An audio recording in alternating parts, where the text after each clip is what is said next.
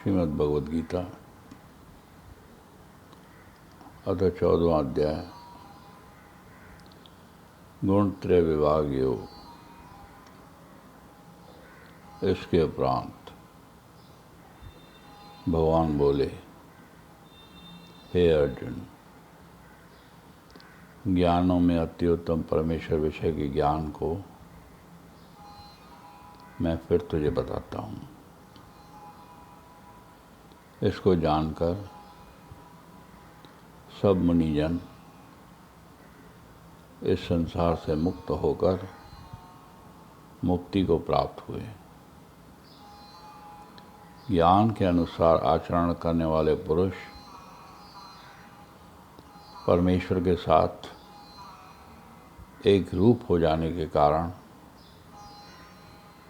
सृष्टि के आदि में पुनः उत्पन्न नहीं होते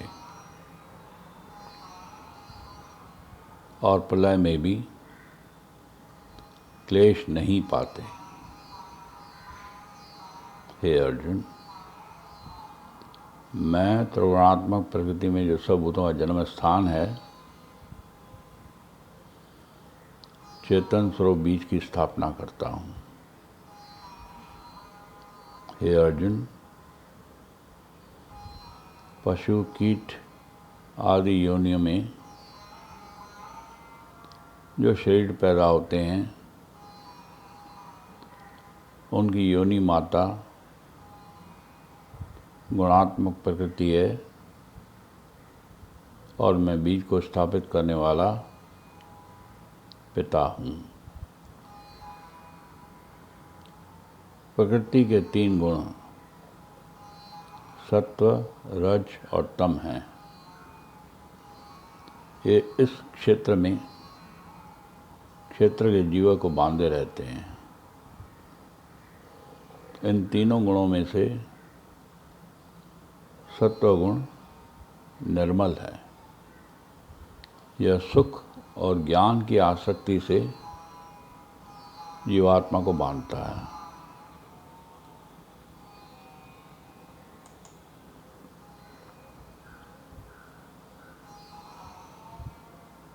रजोगुण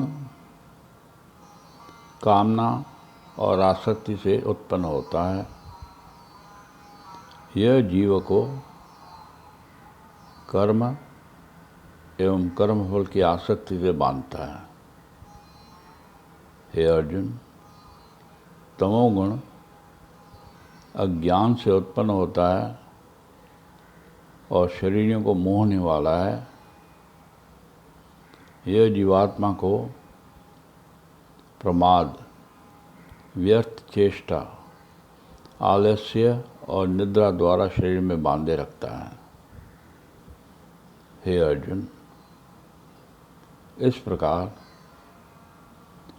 सत्व सुख में लगाता है, रज कर्म में प्रवृत्त करता है और तमोगुण ज्ञान को ढककर प्रमाद में लगाता है। हे अर्जुन, रजोगुण और तमोगुण को दबाकर सत्वगुण बढ़ता है। रजोगुण सत्व एवं तम को तथा तमोगुण सत्व एवं रज को दबाकर बढ़ते हैं। जब इस देह, अंतःकरण और इंद्रियों में चेतनता और बोध शक्ति जागृत होती है, तब सत्वगुण बड़ा समझना चाहिए। जब रज बढ़ता है तो लोभ, चेष्टा, कर्मों की स्वार्थ बुद्धि और विषयों के प्रति लालसा बढ़ती है। हे कुरुपुत्र, तमोगुण के बढ़ने पर शरीर में चेतनता का अभाव, कर्म करने की प्रवृत्ति न होना, व्यर्थ चेष्टा और निद्रा आदि मोह उत्पन्न होते हैं। सत्वगुण की अत्यंत वृद्धि के समय मरने वाला जीव ब्रह्मवेताओं के वंश में उत्पन्न होता है। इसी प्रकार रजोगुण की वृद्धि के समय मरने वाला कर्मनिष्ठों का जन्म होता है और तमोगुण के बढ़ने पर मरने वाला कीट पशु आदि मूढ़ योनियों में उत्पन्न होता है। सात्विक निष्काम कर्म का फल है सुख, ज्ञान आदि।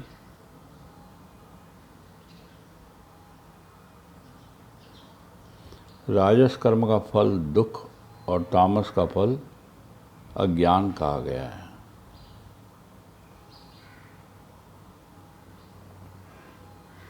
सत्व से पान, रज से लोभ और तमोगुण से प्रमाद, मोह और अज्ञान उत्पन्न होते हैं। सात्विक कर्म करने वाले उच्च अवस्था को प्राप्त होते हैं। रजोगुण वाले मध्य में उत्पन्न होते हैं, न उच्च अवस्था को प्राप्त होते हैं न अधोगति को। तामस पुरुष निरंतर अधोगति को प्राप्त होते हैं। हे अर्जुन, जब दृष्टता तीनों गुणों से भिन्न किसी और को कर्ता अनुभव नहीं करता, गुण ही गुणों में वर्तते हैं, त्रिगुणमयी प्रकृति से उत्पन्न अंतःकरण सहित इंद्रियां अपने अपने विषयों में विचरती ही हैं, ऐसा अनुभव करता है और तीनों गुणों से भिन्न परमात्मा को तत्व से जान लेता है, वह मुझ में लीन हो जाता है।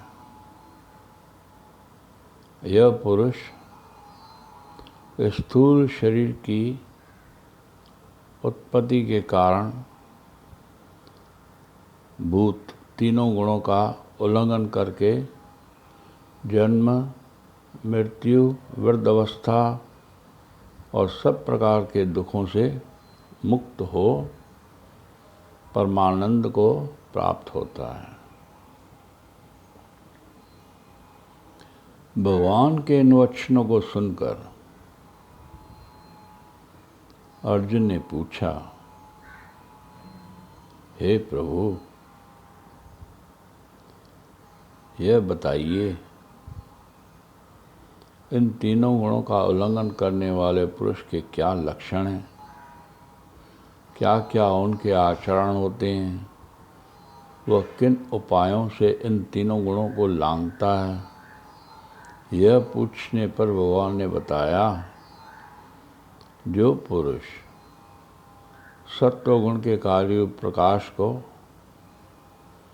रजोगुण के कार्य रूप प्रवृत्ति को और तमोगुण के कार्य रूप मोह भी न तो प्रवृत्त होने पर बुरा समझता है और न उनके हट जाने पर भी उनकी चाह करता है, साक्षी रूप होकर गुणों से विचलित नहीं होता, गुण ही वर्तते हैं, ऐसा समझकर परमात्मा में एक भाव से स्थित होता है, सुख दुख का समान समझने वाला, आत्मभाव में स्थित, पत्थर और स्वर्ण में, प्रिय एवं अप्रिय में, निंदा एवं स्तुति में तुल्य बुद्धि है, मान अपमान, शत्रु एवं मित्र को समान समझता है और सब कर्मों में कर्तापन का अभिमान छोड़े हुए है, वह गुणातीत कहलाता है। ब्रह्म, अमृत, अव्यय, शाश्वत धर्म और एकांत सुख, ये परमात्मा के नाम है। ओम तत्सत, ओम तत्सत, ओम तत्सत, ओम तत्सत।